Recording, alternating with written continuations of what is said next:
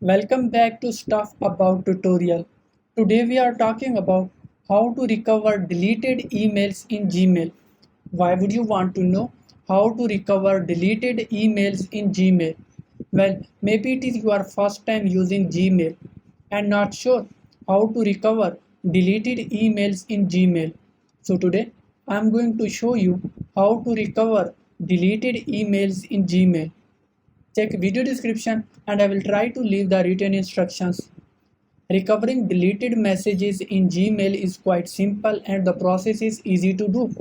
First of all, open Gmail.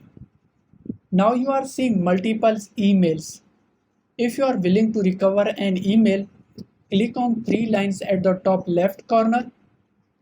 Scroll down. Now you are seeing trash. Click on trash. From here, you can recover your deleted emails. Long press on the email you want to recover. Now click on three dots at the top right corner. Click on Move to. Select Primary.